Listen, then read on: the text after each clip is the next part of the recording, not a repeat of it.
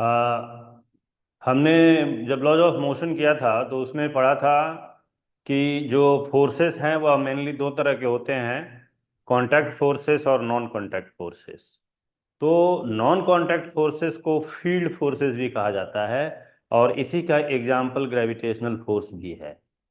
Actually gravitational force electromagnetic forces यह अपने चारों तरफ एक फील्ड बनाते हैं, एक रीजन बनाते हैं, जहां तक कि ये दूसरे के ऊपर ग्रेविटेशनल फोर्स या इलेक्ट्रोस्टैटिक फोर्स अप्लाई कर सके। तो मैं डिस्कस करने जा रहा हूँ ग्रेविटेशनल फील्ड इंटेंसिटी या ग्रेविटेशनल फील्ड के बारे में। तो देखो, कोई भी मैसिव बॉडी जो कि अपने सराउंडिंग में, कोई भी मैसिव बॉडी हो, तो यह मैसिव बॉडी जिसके अंदर मास है, मान लो यह कोई बॉडी है जिसके अंदर मास है, तो यह अपने सराउंडिंग में चारों तरफ, ये ना चारों तरफ क्या है, एक फील्ड रीजन बनाती है, जहां तक कि दूसरे बॉडी के ऊपर जिसके अंदर मास हो या ग्रेविटेशनल फोर्स लगा सकती है। तो इस पूरे रीजन को हम ग्रेविटेशनल फील्ड रीजन कहते हैं, या सिंपल लैंग्वेज में ग्रेविटेशनल फील्ड भी कह देते हैं। ठीक है। Gravitational forces long range forces होती हैं और बहुत दूर तक इनकी फील्ड जो है बनती है। लेकिन ध्यान देने वाली बात यह है कि अगर कोई बॉडी इस ग्रेविटेशनल फील्ड के अंदर में हो, तब तो उसके ऊपर यह बॉडी जो है फोर्स लगाएगी। अगर यह फील्ड से बाहर है तो उस पर फोर्स नहीं लगाएगी। ठीक है।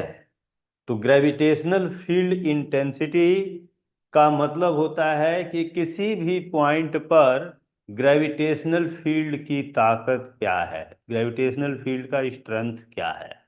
ठीक है। तो ये जो है, कह सकते हो आप कि the space surrounding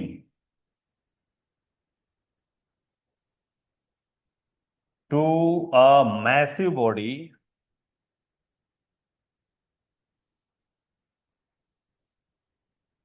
in which another body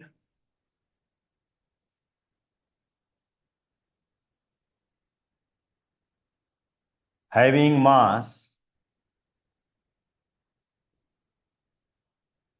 experience experiences a force called gravitational field region, gravitational field region। समझे? यानी उस स्पेस को, यानी कोई भी एक मैसिव बॉडी है, जैसे हमने यहाँ पर एक मैसिव बॉडी ले रखा है, यह एक मैसिव बॉडी है जिसके अंदर मास है। तो यह अपने चारों तरफ, हर एक पॉइंट मतलब अपने चारों तरफ जो है ना फील्ड रीजन बना रही है। अब बात ये आती है कि इसकी फील्ड रीजन के अंदर किसी पॉइंट पर फील्ड की जो ताकत है, स्ट्रेंथ है, यह ताकत रिप्रेजेंट किया जाता है ग्रेविटेशनल फील्ड इंटेंसिटी से, है ना। तो यह डिफाइन कैसे करते हैं?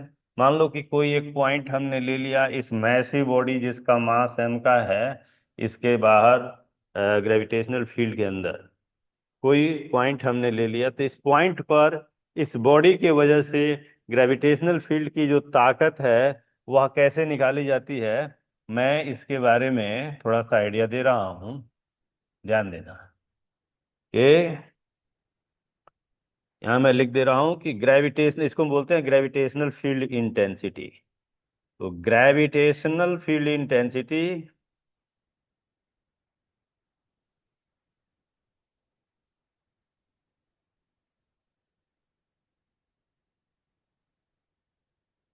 Eight a point in gravitational field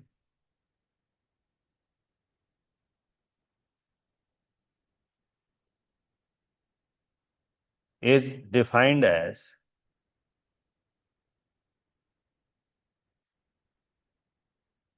force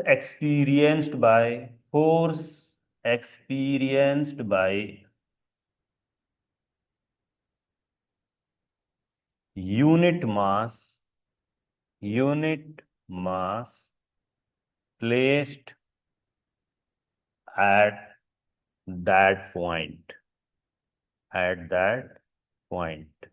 मतलब ये हुआ कि अगर इस पी पॉइंट पे हम ग्रेविटेशनल फील्ड इंटेंसिटी यानी ग्रेविटेशनल फील्ड की ताकत निकालना चाहते हैं, तो इसके लिए हमें क्या करना होगा कि यहाँ पे यूनिट मास यानी 1 kg मास के ऊपर जो भी फोर्स लगे उसी फोर्स को निकाल लेना है, that is gravitational field intensity.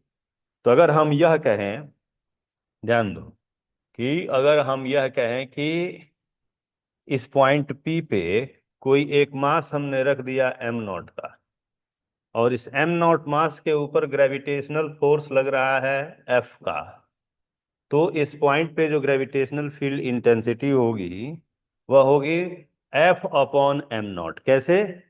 Unit mass के ऊपर फोर्स को ग्रेविटेशनल फील्ड इंटेंसिटी कहा जाता है। तो एम नॉट मास के ऊपर फोर्स एफ है, तो यूनिट मास के ऊपर फोर्स एफ अपॉन एम का होगा, है ना? तो अगर हम ये कहते हैं कि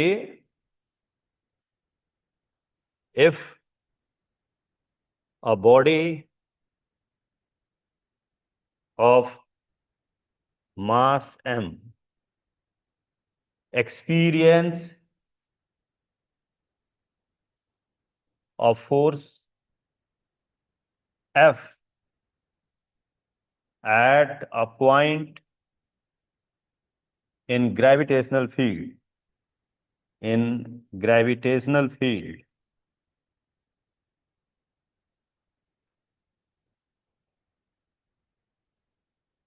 then gravitational field intensity at that point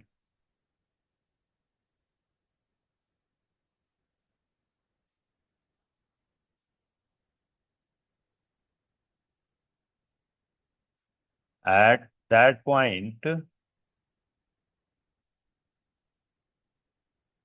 इसको ना आप आई से डिनोट कर दो। ग्रेविटेशनल फील्ड इंटेंसिटी को हर बुक में कहीं कहीं अलग अलग रिप्रेजेंट करते हैं, कहीं ई से भी रिप्रेजेंट कर देते हैं। तो मैं आई से लिख रहा हूं, I is equal to F upon m, M naught, है ना? यह जो है ग्रेविटेशनल फील्ड इंटेंसिटी का फॉर्मूला हो गया किसी पॉइंट पर। F is gravitational force and m is the मास।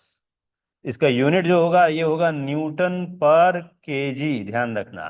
अगर हम इसको ध्यान से देखें तो हमें फोर्स अपॉन मास क्या देता है? एक्सीलरेशन। तो एक्सीलरेशन का यूनिट क्या होता है? मीटर पर सेकंड स्क्वायर। लेकिन हम जब ग्रेविटेशनल फील्ड इंटेंसिटी की बात करते हैं तो उसके यूनिट को मीटर पर सेकंड स्क्वायर नहीं कहते, उसके यूनिट को न्यूटन पर केजी कहा जाता है। ध्यान रखना इस बात को, हालांकि डायमेंशन दोनों का सेम है, ठीक है? तो फोर्स पर यूनिट मास को कहा जाएगा ग्रेविटेशनल फील्ड इंटेंसिटी। ओके, समझ में आ गया? Gravitational field intensity vector quantity होती है, तो इसका जो डायरेक्शन है, डायरेक्शन लिया जाता है ग्रेविटेशनल फोर्स के डायरेक्शन के अलोंग। ओके, तो यहाँ पे ध्यान देना, लिख दे रहा हूं इस बात को कि direction of gravitational field intensity is taken along the direction of gravitational force.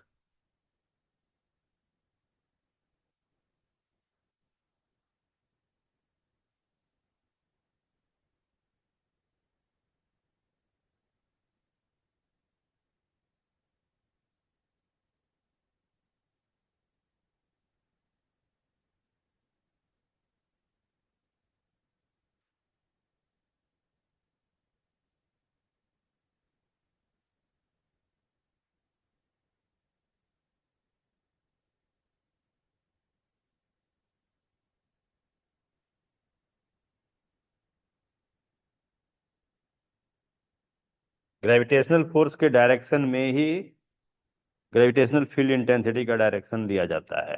ठीक है जी, समझ आ गई बात?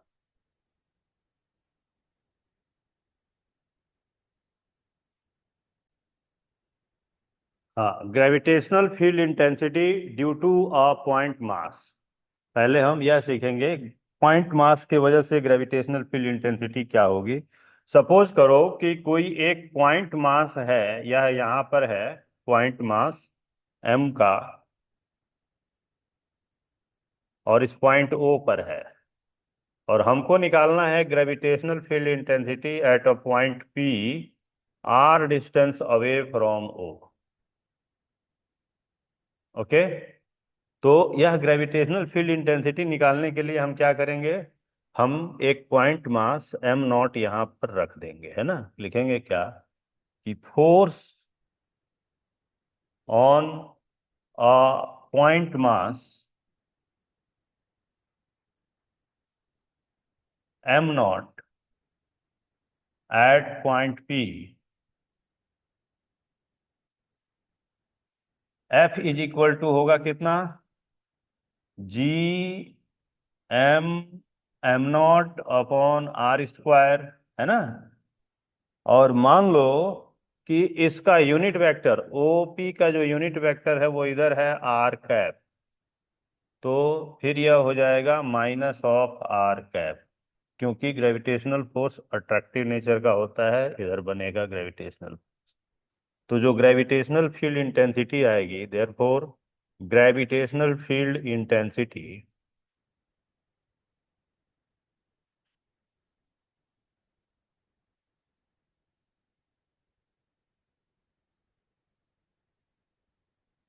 आई is equal to F upon m naught. तो जो आई की जो वैल्यू आएगी, ध्यान देना, I is equal to F upon m naught, तो जो आई वेक्टर आएगा ये होगा minus of G M upon are square into are cap. यह gravitational field intensity due to point mass का फॉर्मूला हो गया। ठीक है, यह है gravitational field intensity due to a point mass. तो चलो आगे देखो, अगर बहुत सारे पॉइंट मासेस हों तब क्या होगा। एक बार इस तरह से मैं छोड़ दे रहा हूं ताकि स्क्रीनशॉट ले सकते हैं बच्चे। अगर बहुत सारे पॉइंट मास हो तो क्या होगा, उसके लिए सुपरपोजिशन प्रिंसिपल अप्लाई करेंगे। स्टार बना के मैं यह बात बता रहा हूं कि gravitational field intensity, gravitational field intensity at a point due to system of point masses, system of point masses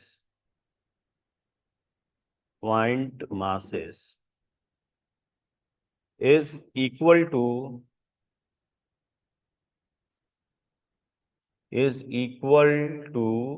vector sum of gravitational field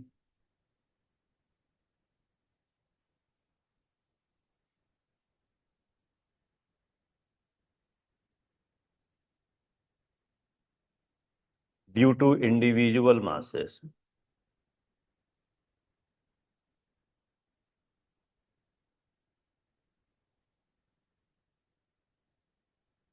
ठीक है, बहुत सारे पॉइंट मास है, सपोज करो यहाँ पे कि बहुत सारे पॉइंट मासेस हैं। एक मास है ये मान लो m1, दूसरा मास है इधर m2, तीसरा मास है m3, डैश डैश डैश, बहुत सारे मासेस हैं। कोई एक पॉइंट P है, ये mn मास भी है। ठीक है, कोई एक पॉइंट P है जहां पे हमें ग्रेविटेशनल फील्ड इंटेंसिटी इस सिस्टम ऑफ पॉइंट मासेस की वजह से निकालना है। तो हम क्या करेंगे, हम देखेंगे कि सभी मासेस यहाँ पे ग्रेविटेशनल फील्ड इंटेंसिटी बनाएंगे। जैसे यह मास है, यह अपनी फील्ड इंटेंसिटी इधर बनाएगा, इसको मैं I1 लिख दिया। M2 मास जो है यह अपनी फील्ड इंटेंसिटी बनाएगा, इसको मैंने I2 लिख दिया। M3 मास अपनी फील्ड अपने तरफ इधर बनाएगा, इसको मैंने I3 लिख दिया, है ना। ऐसे ही सभी मासेस फील्ड बनाएंगे, तो जो नेट फील्ड होगी I net, that is equal to vector sum, यानी कि I1 vector plus I2 vector plus dash dash dash plus IN vector, यानी vector sum of gravitational field due to each masses. अब एक बात ध्यान दो कि मान लो कि इन मासेस का जो डिस्टेंस है, यहां से यह डिस्टेंस है r1 का, यह डिस्टेंस है r2 का, यह डिस्टेंस है r3 का। ठीक है। तो यह जो आई नेट आएगा, I net is equal to minus of Gm1/r1 into r1 cap, minus of Gm2/r2 into r2 cap, minus of dot dot dot, सभी माइनस में आते हैं। ठीक है ना, तो इसको लिख सकते हो minus of sigma Gmi/r1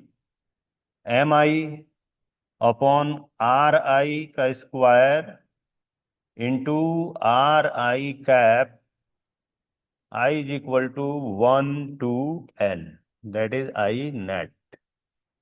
okay. यह नेट ग्रेविटेशनल फील्ड इंटेंसिटी इस पॉइंट पर आ गया, और इस तरीके से हम नेट ग्रेविटेशनल फील्ड इंटेंसिटी निकालेंगे, यानी इंडिविजुअल मासेस की ग्रेविटेशनल फील्ड इंटेंसिटी का वेक्टर सम करके हम नेट ग्रेविटेशनल फील्ड निकाल सकते हैं। ठीक है। तो इस पर एक मैं क्वेश्चन करवाना चाहूंगा। देखो, एक क्वेश्चन करते हैं कि लास्ट क्लास में भी कुछ ऐसा ही एक क्वेश्चन दिया था मैंने, अभी भी वैसा ही क्वेश्चन दे रहा हूं। कि क्वेश्चन ये है कि एक स्क्वायर के वर्टिक्सेस पे 4 मासेस हैं, है ना, m, m, 2m and 2m। Square की साइड लेंथ है a की। हमें बताना है क्या, find gravitational field intensity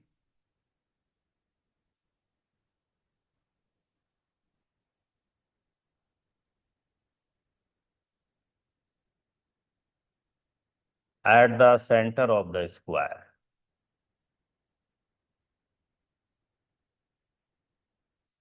of square.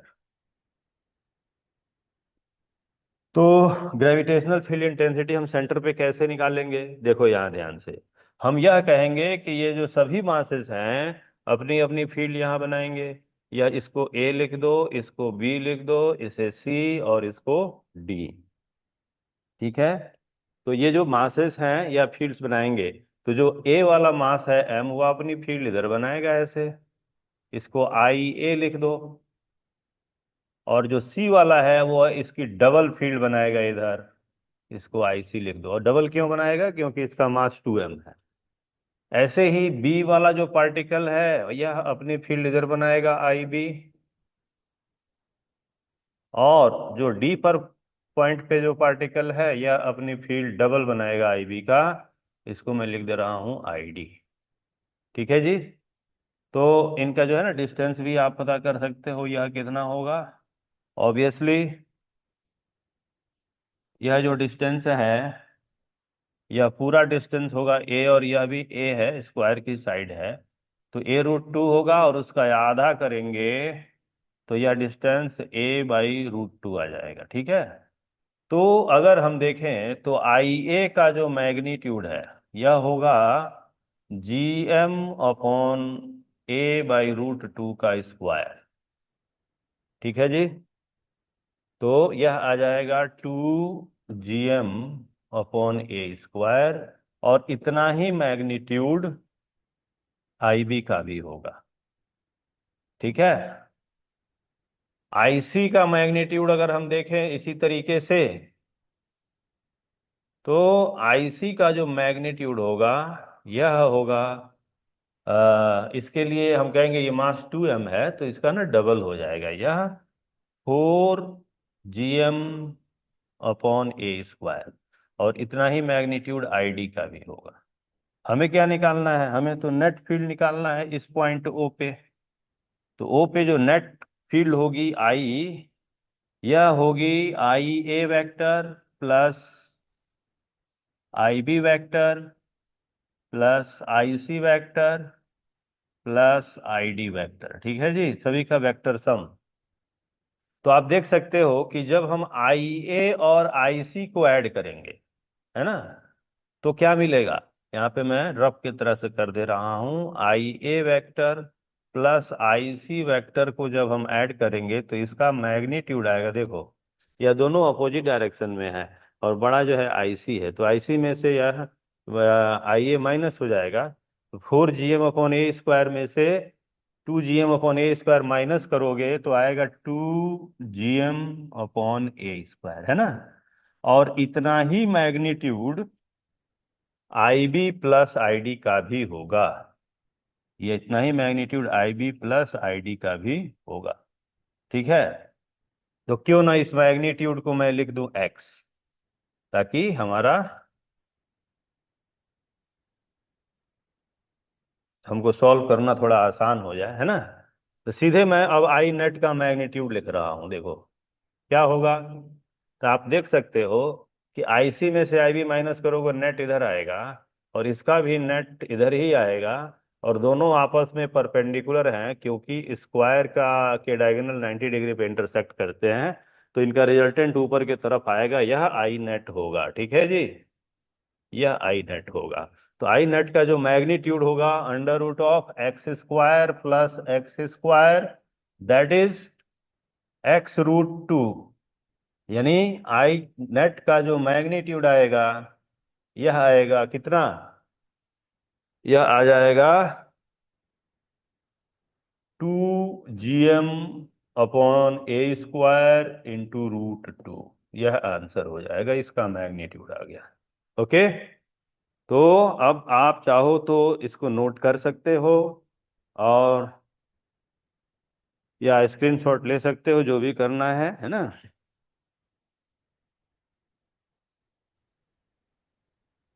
हाँ, ग्रेविटेशनल फील्ड इंटेंसिटी हमने पॉइंट मास के वजह से निकालना सीख लिया, लेकिन हमारी डेली लाइफ में हर एक मास पॉइंट मास नहीं होते। तो जब पॉइंट मास नहीं होंगे तो ऐसे सिचुएशन में ग्रेविटेशनल फील्ड इंटेंसिटी कैसे निकालेंगे, इसके लिए मैं आगे बताने जा रहा हूँ। अगर कोई बॉडी है तो उसके अंदर जो मास डिस्ट्रीब्यूशन है, कंटिन्यूअस मास डिस्ट्रीब्यूशन, वह 3 तरीके का हो सकता है। पहला है, ये कंटिन्यूअस मास डिस्ट्रीब्यूशन में पहला जो है मास डिस्ट्रीब्यूशन हो सकता है कि बॉडी के अंदर मास जो है लाइन वाइज डिस्ट्रीब्यूटेड हो, यानी लीनियर मास डिस्ट्रीब्यूशन,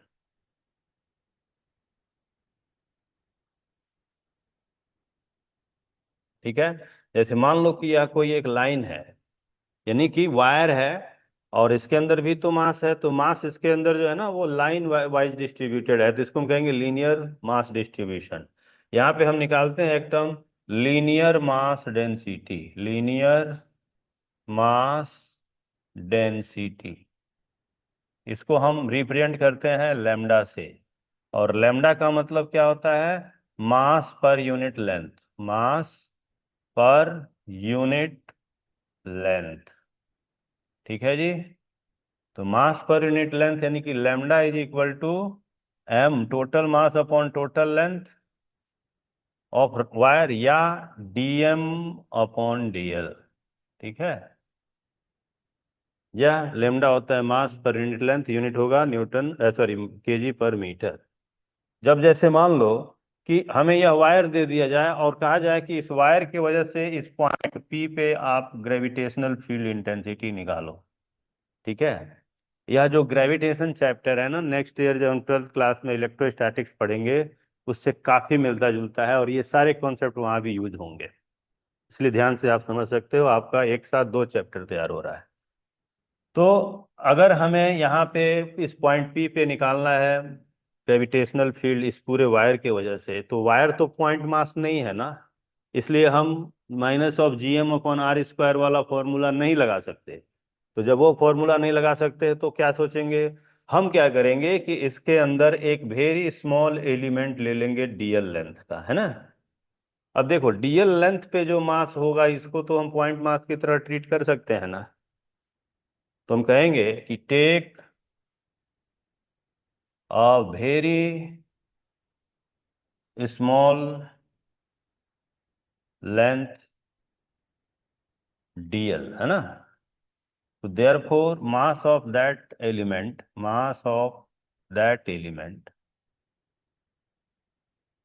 कितना होगा?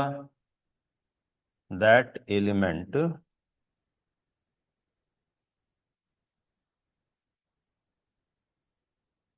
That is DM.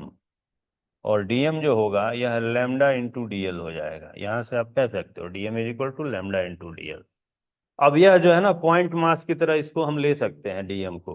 तो इसके वजह से पॉइंट पी पे जो ग्रेविटेशनल फील्ड इंटेंसिटी होगी, मान लो यह डिस्टेंस यहां से आर का है, तो gravitational field at point P due to that element, gravitational field at point P due to that element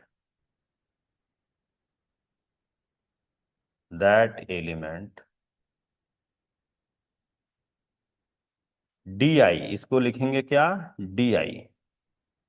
D I is equal to minus of G into D M upon are square into are cap, है ना। ये देखो gravitational field यहाँ पे ऐसे होगी, खींचती हुई अपने तरफ अट्रैक्टिव, यह डी आई हो जाएगी।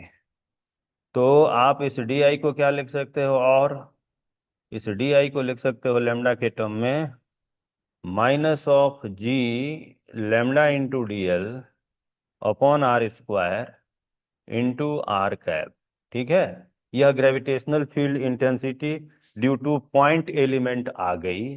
तो फिर इस पूरे वायर के वजह से जो ग्रेविटेशनल फील्ड इंटेंसिटी होगी, है ना, उसको हम लिखेंगे therefore gravitational field due to entire line mass distribution, यानी gravitational field due to entire wire, इसको वायर की तरह ट्रीट कर रहे हैं। I is equal to integration of minus of G lambda d l upon are square into are cap. समझे? ये होगा, इंटीग्रेशन करके निकालना पड़ेगा हमें। यानी इसका मतलब ये हुआ कि ऐसे छोटे छोटे एलिमेंट ले लो, और इन एलिमेंट्स की वजह से ग्रेविटेशनल फील्ड आप इन पॉइंट पे निकालो, और सभी ग्रेविटेशनल फील्ड का वेक्टर सम करके निकालो, तब जाके जो क्वांटिटी मिलती है उसको इतनी छोटी बात में हमने लिख दिया है। यह इंटीग्रेशन आसान नहीं है। इस क्यों आसान नहीं है? क्योंकि यह वेक्टर इंटीग्रेशन है, हमें वेक्टर को ध्यान में लेके चलना है, यानी डायरेक्शन को भी लेके चलना होगा जब हम इससे रिलेटेड क्वेश्चंस करेंगे। तो अभी मैं आगे करवाऊंगा, ठीक है। दूसरा जो है,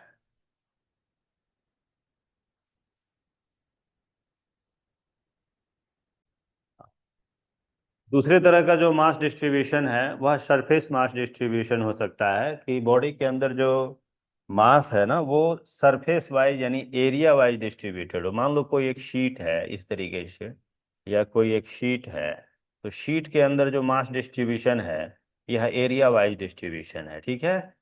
तो अगर इसके वजह से कहा जाए कि यहाँ ग्रेविटेशनल फील्ड बताओ, तो ये भी तो पॉइंट मास नहीं है। तो ऐसे सिचुएशन में हम निकालते हैं surface mass density, surface mass density, है ना। इसको हम सिग्मा से डिनोट करते हैं, और सिग्मा का मतलब होता है मास पर यूनिट एरिया, मास पर यूनिट एरिया। तो sigma is equal to dm upon d A, या m अपॉन ए, है ना। मास पर unit area, total mass of sheet upon total area, या dm अपॉन da। ठीक है जी। अगर इसके वजह से ध्यान देना, इस शीट की वजह से फील्ड हमें निकालना हो पॉइंट P पे, या कोई पॉइंट P है, तो हम क्या करेंगे, एक वेरी स्मॉल एलिमेंट ले लेंगे ds का, है ना, या da का, da एरिया का एक स्मॉल एलिमेंट ले लेंगे। इसका जो मास dm होगा यह सिग्मा इंटू डी होगा, और इस मास को हम पॉइंट मास की तरह ट्रीट कर सकते हैं। तो इस पॉइंट मास की वजह से इस पॉइंट P पे जो ग्रेविटेशनल फील्ड होगी डी आई, है ना, वह डायरेक्ट मैं लिख रहा हूं, डी आई जो होगा ये होगा minus of G into D M upon, मान लो यह डिस्टेंस आर का है, तो R square into are cap. ठीक है। तो therefore gravitational field due to entire mass distribution, gravitational field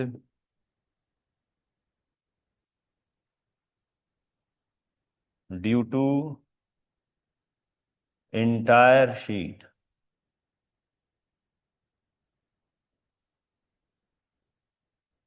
I is equal to integration of minus of G D M upon are square into are cap, या इसको लिख सकते हो minus of integration of G sigma into D A upon are square into are cap, है ना।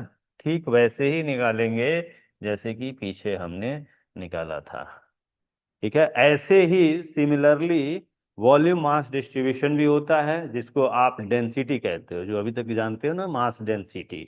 तो मास पर unit volume होता है। अगर बॉडी के अंदर मास जो है वॉल्यूम वाइज डिस्ट्रीब्यूटेड हो, तो ऐसे सिचुएशन में वॉल्यूम मास डेंसिटी हमको लेना होते हैं, यानी जिसको हम डेंसिटी कहते हैं। और ठीक यही प्रोसेस अप्लाई करोगे कि एक very small element DV volume का लिया, उसके अंदर मास निकाला डीएम का, वह पॉइंट मास की तरह ट्रीट किया जाएगा। और उस पॉइंट मास की वजह से जो फॉर्मूला है gravitational field intensity due to point mass का, वह हम अप्लाई करेंगे और फिर टोटल के लिए इंटीग्रेट करके निकाल सकते हैं। ठीक है।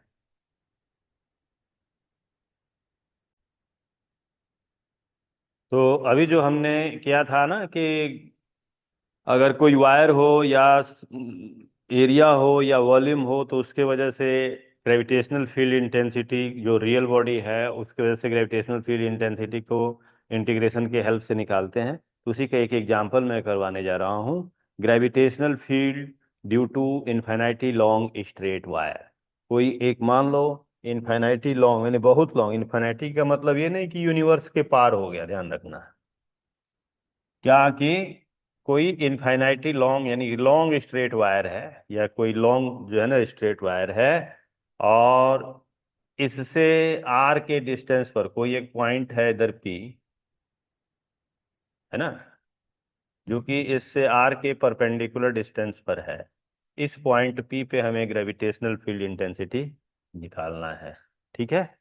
तो यह क्या है, लॉन्ग वायर है, यानी बहुत लंबा है। इसमें ऐसे समझेंगे कि जो वायर का लेंथ है L is much greater than R, है ना। ये ऐसे समझ लो कि जैसे 100 मीटर का लेंथ का है और हमको उस वायर से 2 मीटर के डिस्टेंस पर फील्ड निकालना है, इस तरह का केस है ये। तो मान लो कि इसकी जो लीनियर मास डेंसिटी है वह है लेमडा की, है ना। ये हमें गिवन है, lambda is linear mass density, linear mass density.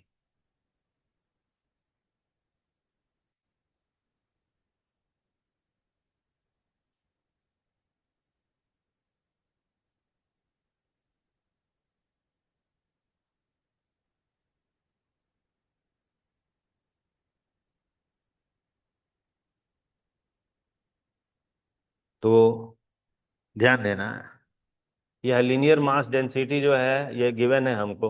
अब हमें निकालना है क्या, ग्रेविटेशनल फील्ड इस पॉइंट पी पे। तो इसके लिए हम क्या करेंगे कि एक वेरी स्मॉल एलिमेंट ले लेंगे, जो पीछे मैंने करवाया था। मान लो इस पॉइंट का नाम दे दो आप ओ, है ना।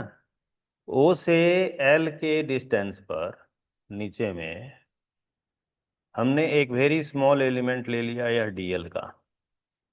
ठीक है।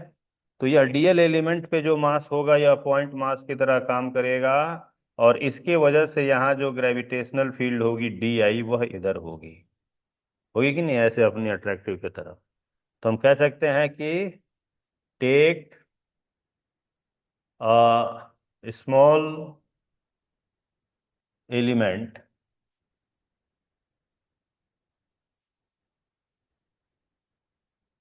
Of length DL, DL at L distance from O. एक सेकेंड, हाँ, तो हमने क्या किया कि एक वेरी स्मॉल एलिमेंट डीएल का ले लिया, और ये डीएल का जो मास होगा, है ना, हमने लिया take a very small element of length dl at L distance from O, at L distance from O. तो therefore mass of that element कितना होगा? Mass of that element dm जो होगा यह होगा lambda into DL. Okay.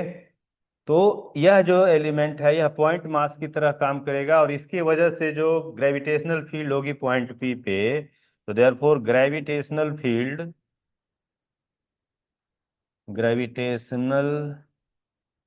Field at point P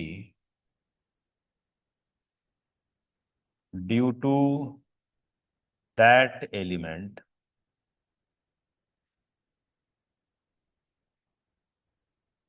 D I is equal to, ये हुआ कितना?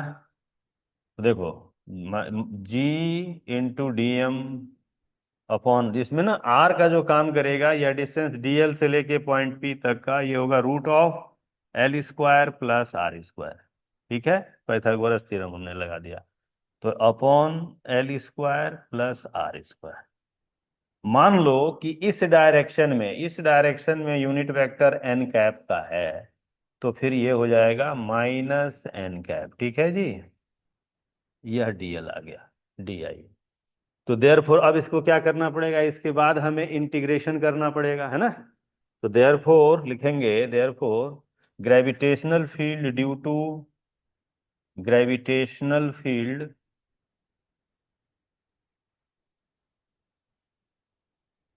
Due to entire wire, due to entire wire,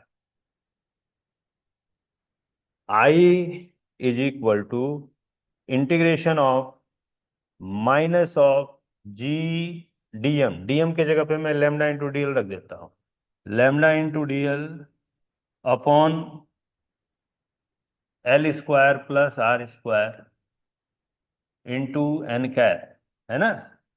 यह जो है ना आई आएगा, लेकिन प्रॉब्लम अब क्या है कि यह इंटीग्रेशन आसान नहीं है। पहला काम तुम्हें वेक्टर को रिसॉल्व करना पड़ेगा, क्योंकि यह वेक्टर इंटीग्रेशन है। इंटीग्रेशन का मतलब ही होता है सम, सम करना यानी प्लस करना।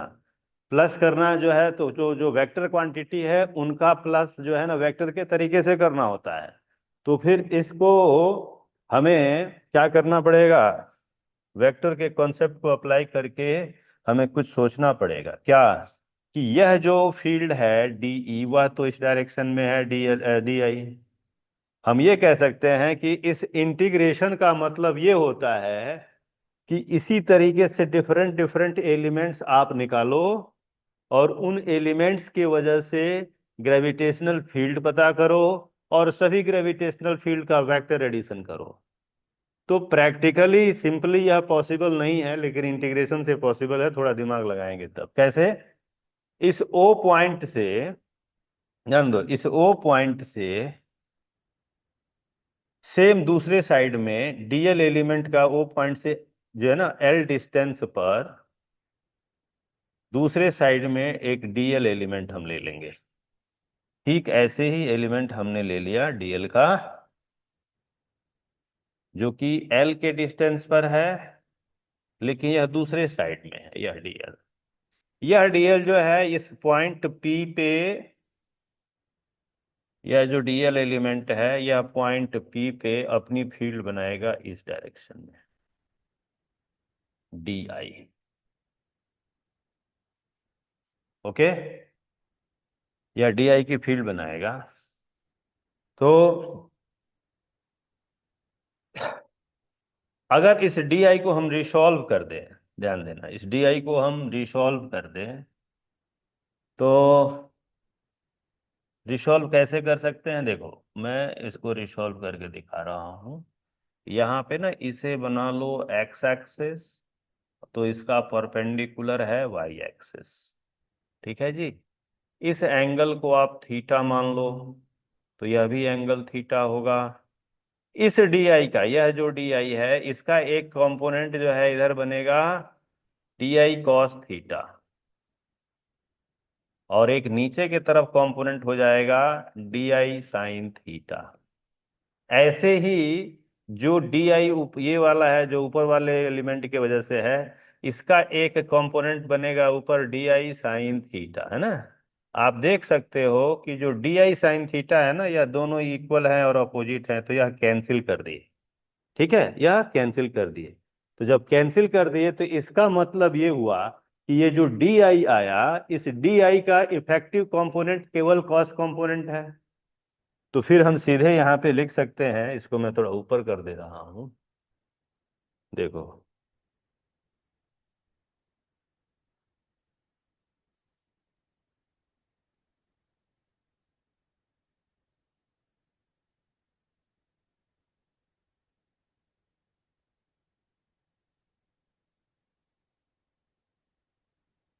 इस डी आई को मैं ना ऊपर कर दे रहा हूँ थोड़ा सा, है ना।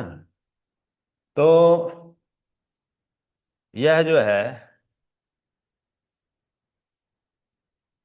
छोड़िए, ये जो है ना, इसका जो इफेक्टिव कंपोनेंट है यह कॉस कंपोनेंट होगा। यानी कि पहली बात तो हम यह लिख सकते हैं इसको कि I is equal to integration of minus of G lambda into d l upon L square plus are square into cos theta. समझ रहे हो?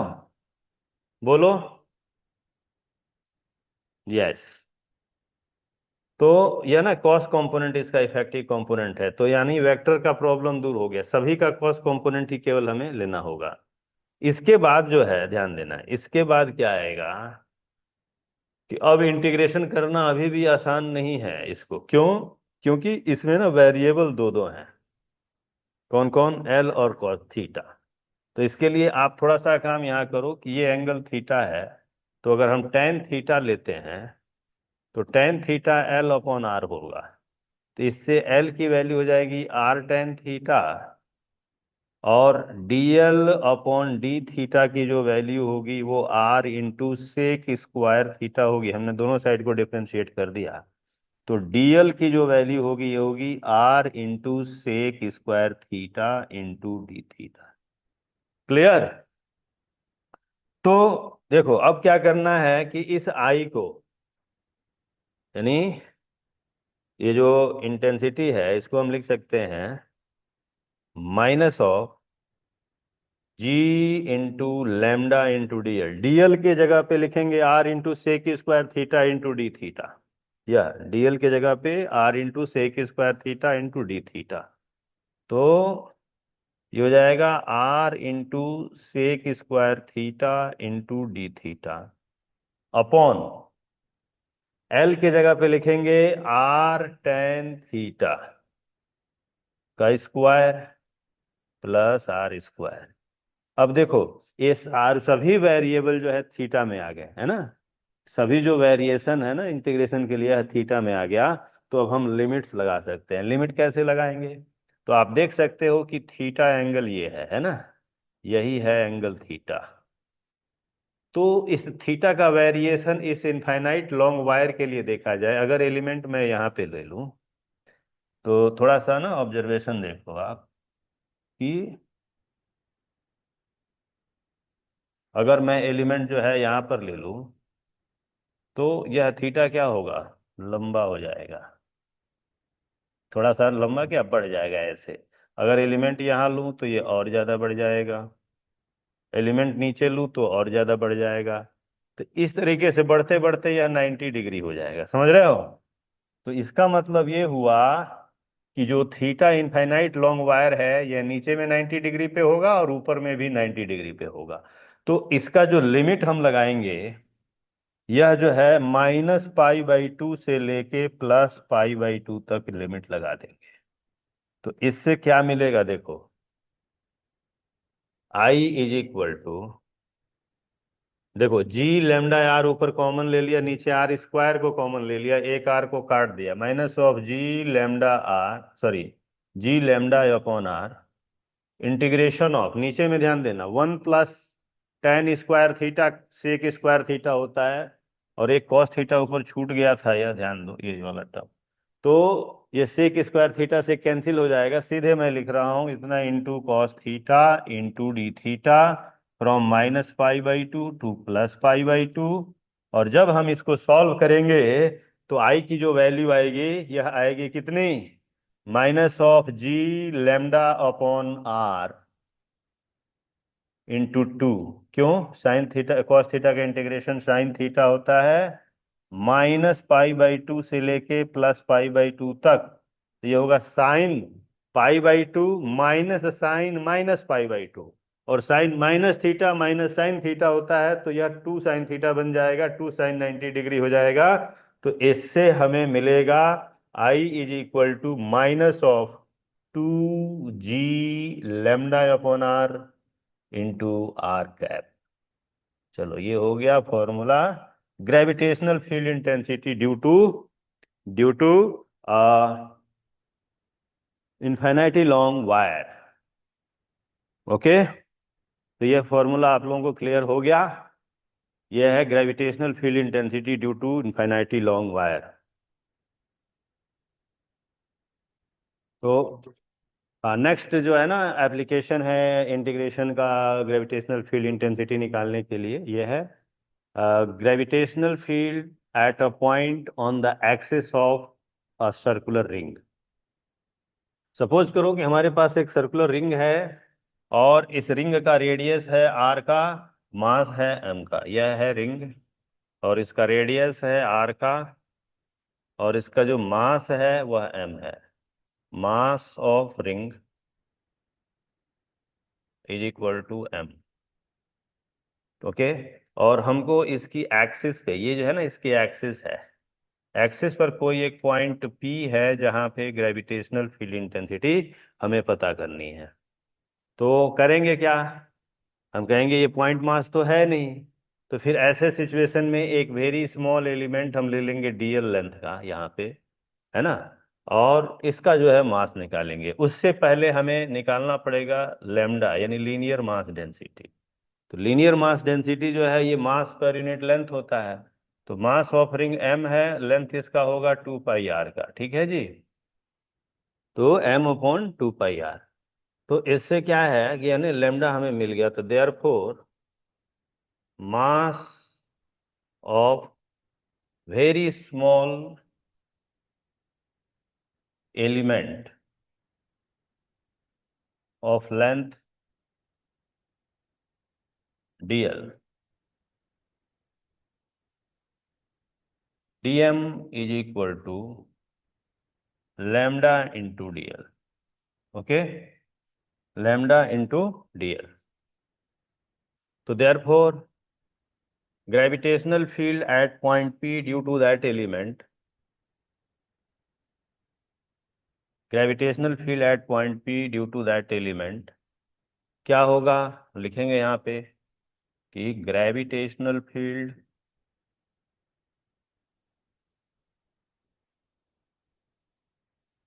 at point P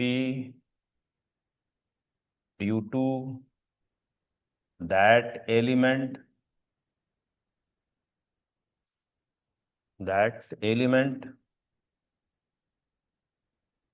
di is equal to कितना होगा, -of g × dm/r।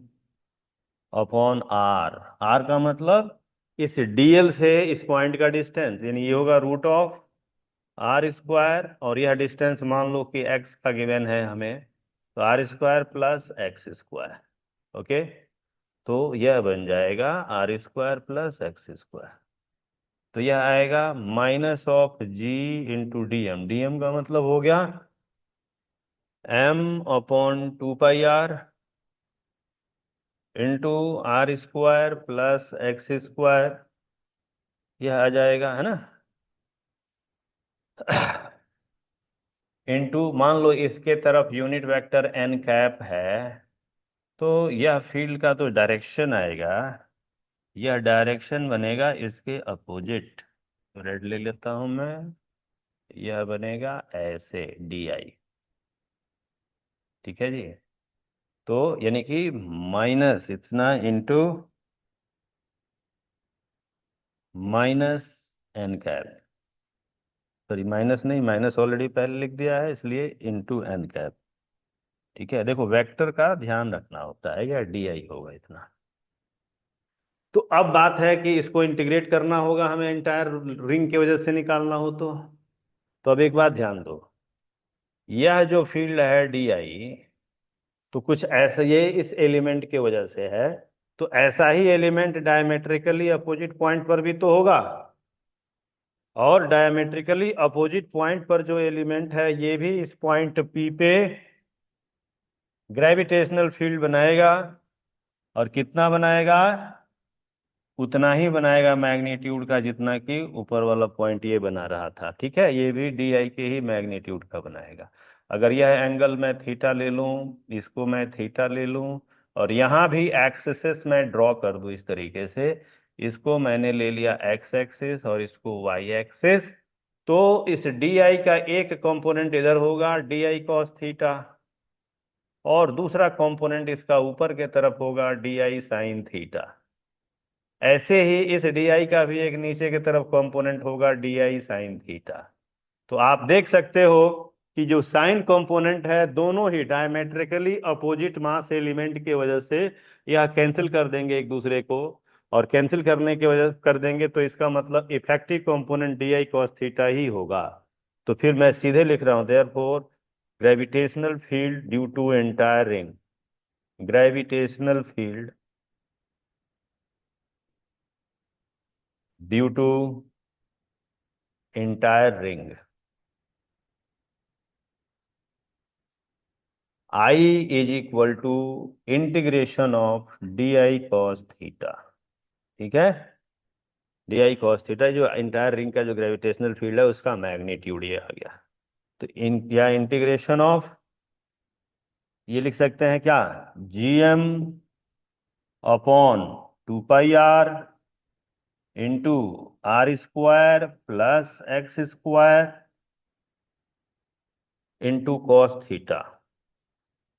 Okay, from minus, अब ये कहां से लेके कहां तक इंटीग्रेट करना पड़ेगा ना, तो इंटीग्रेशन की लिमिट क्या होगी यहाँ पे, वो तब पता चलेगा जब आप इस मास को जो है ना रखोगे, डीएम मास यहाँ पे रखोगे, तो देखो ये आएगा integration of G into lambda D L into cos theta upon 2 pi R into R square plus x square.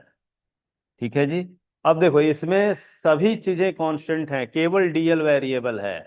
तो जो डीएल का वेरिएशन है, देखो DL DL DL DL DL पूरा इस सरकमफेरेंस के लिए आ रहा है, तो इसका इंटीग्रेशन का लिमिट लगेगा 0 से लेके 2 पाई आर तक।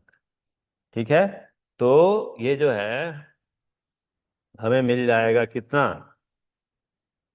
आई इज इक्वल टू,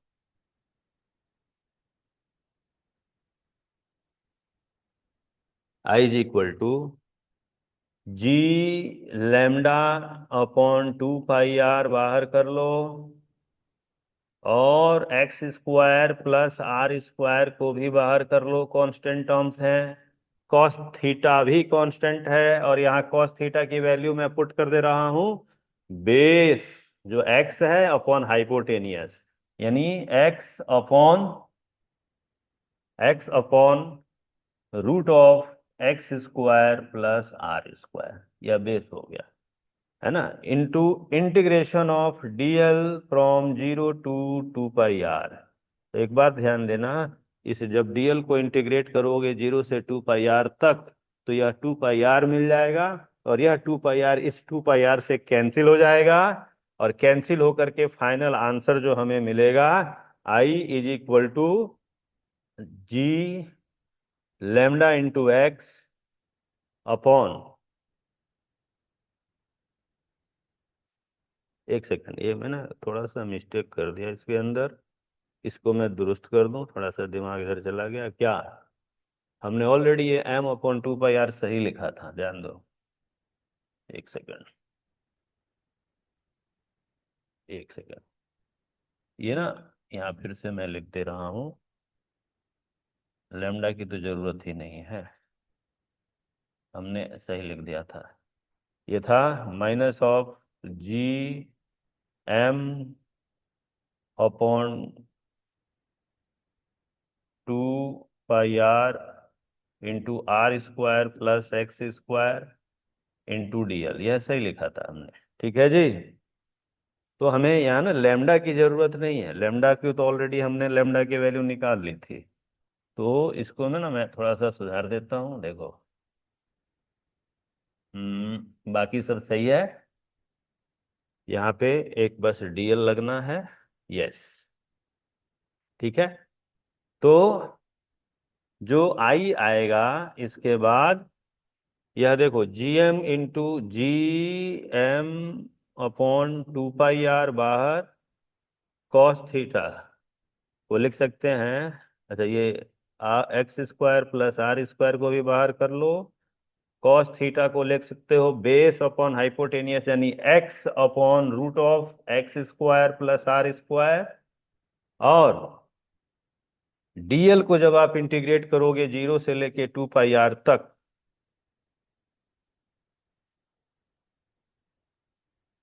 तो यह जो है 0 से लेके 2 पाई आर तक जब आप इंटीग्रेट करोगे इसे, तो हमें क्या मिल जाएगा? डीएल डीएल डीएल जब हम पूरे सरकमफेरेंस के लिए ऐड करेंगे तो ये भी मिलेगा 2 पाई आर। तो इस 2 पाई आर से यह 2 पाई आर कैंसिल हो जाएगा, और आई की जो वैल्यू आएगी, ये आएगी GM upon GM(x) upon are square plus x square to the power 3/2 into minus I cap, है ना, क्योंकि मैंने यहाँ पे इसे एक्स एक्सिस ले लिया है। तो नेट ग्रेविटेशनल फील्ड इधर आएगी अट्रैक्टिव नेचर की। तो ये ना वेक्टर के फॉर्म में यह ग्रेविटेशनल फील्ड आ गया, due to circular ring at a point on its axis. Okay.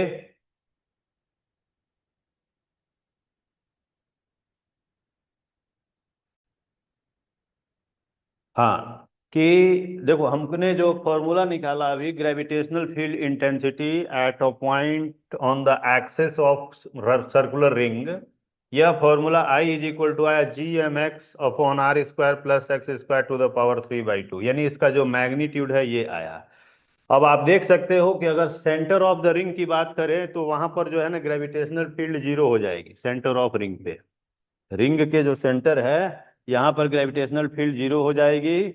और इन्फिनिटी पे भी ग्रेविटेशनल फील्ड क्या होगी? 0 हो जाएगी। जब आप आर एक्स की वैल्यू इन्फिनाइट कर दोगे तब भी 0 हो जाएगी। इसका मतलब बीच में कोई ऐसा पॉइंट जरूर आएगा जहां पे ग्रेविटेशनल फील्ड मैक्सिमम होगी। तो यह एक क्वेश्चन बन सकता है कि where on the axis of ring gravitational field will be maximum. ध्यान देना, where on the axis of ring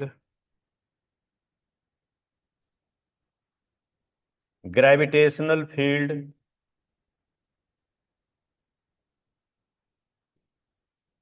will be maximum.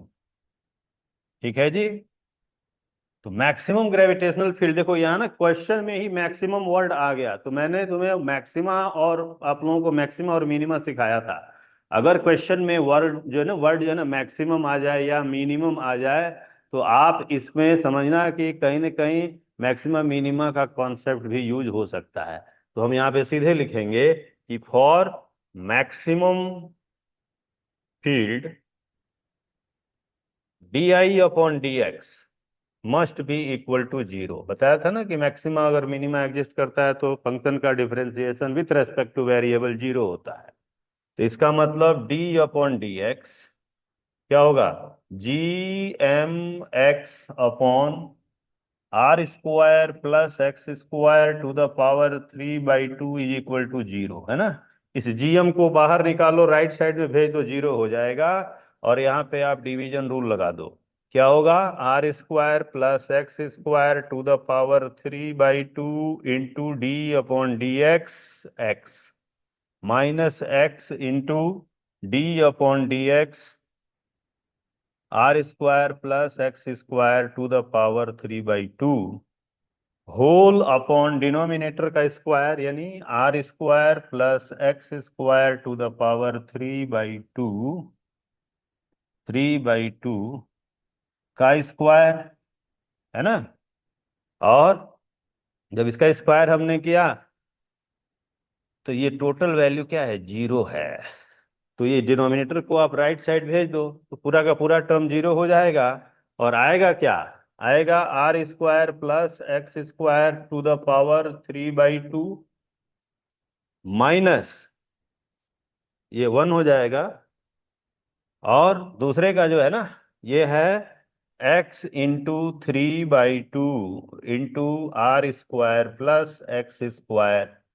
3/2 minus 1 करोगे तो 1/2 आएगा, है ना, into 2x is equal to 0।